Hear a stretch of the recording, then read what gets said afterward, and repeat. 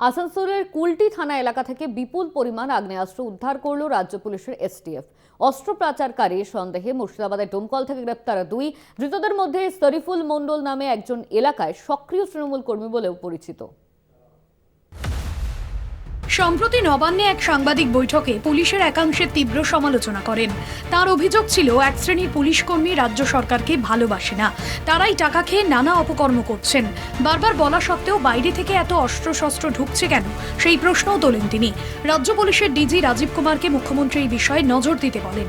এমনকি সিআইডির খোল নলচে বদলে দেওয়া হবে বলেও হুঁশিয়ারি দেন তিনি।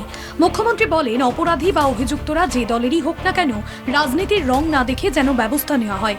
এর আগেও মুখ্যমন্ত্রী অস্ত্রশস্ত্র ঢোকার ব্যাপারে উদ্বেগ প্রকাশ করেন। এবার সেই পুলিশের তৎপরতায় উদ্ধার হলো প্রচুর আগ্নেয়াস্ত্র।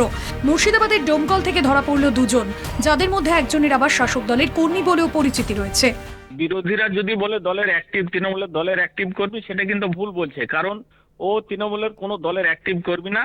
কারণ ও একজন সাধারণ ভোটার। সে সিপিএম এর হতে পারে, কংগ্রেসের হতে পারে, বিজেপিরও হতে পারে।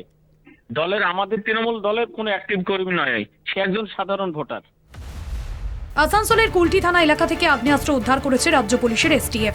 ধৃত শরীফুল মণ্ডল ডোমকল পুরসভার ক্যাজুয়াল কর্মী, সে তৃণমূলের সক্রিয় কর্মীও বটে। নিশ্চিতভাবে সামনে পৌরসভা ভোট নির্বাচন হবে ডোমকলে একটা আওয়াজ উঠেছে, যার ফলে আমার ধারণা এত তৃণমূল ঘনিষ্ঠ কর্মী এবং হচ্ছে বিধায়কের ঘনিষ্ঠ, এদের উদ্দেশ্য হচ্ছে যে সামনে পৌরসভা নির্বাচনও একই রকমভাবে এই অস্ত্রশস্ত্র নিয়ে এসে ডোমকলে একটা অশান্তি পাকানোর জন্যই এইটা করেছে বলে আমার মনে হয়। আমরা চাই হচ্ছে কি আর্মস কি ডোমকলের জন্যই আনতে গিয়েছে? হ্যাঁ, অবশ্যই ও তো ডোমকলেরই ছেলে এবং স্যাকালিপাড়ায় বাড়ি, বিধায়ক ঘনিষ্ঠ, 15 নম্বর ওয়ার্ডের কাউন্সিলরের একবারে ছত্রছায়ায় ওঠা বসা করে থাকে। এবং আমি তো বললাম পৌরসভার কর্মী, কিন্তু ডিউটি করে ওই কাউন্সিলরের এবং বিধায়কের। নবান্নের সাংবাদিক বৈঠকে মুখ্যমন্ত্রী মমতা বন্দ্যোপাধ্যায় পুলিশের নিচুতলার কর্মীদের ঘাড়ে সব দায় ঠেলেছেন বলে সরব হন বিরোধীরা। গত 2-3 বছর ধরে রাজ্যের বিভিন্ন জেলায় প্রচুর অস্ত্র এবং বোমা উদ্ধার হয়েছে। জেলায় জেলায় এত অস্ত্র কোথা থেকে আসছে তা নিয়ে প্রশ্ন তুলেছেন বিরোধীরা। এখানে এই মুর্শিদাবাদে আমরা বারুদের স্তূপের উপর বসবাস করছি।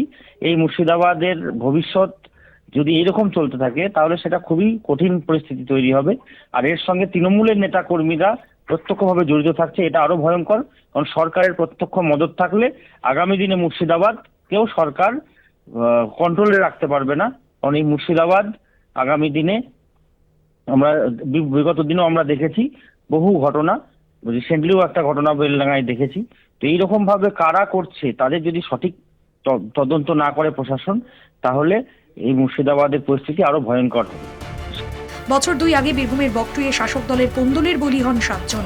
মুখ্যমন্ত্রী সেখানে গিয়ে পুলিশ কর্তাদের বেআইনি অস্ত্র উদ্ধারে বিশেষ অভিযান চালানোর নির্দেশ দেন।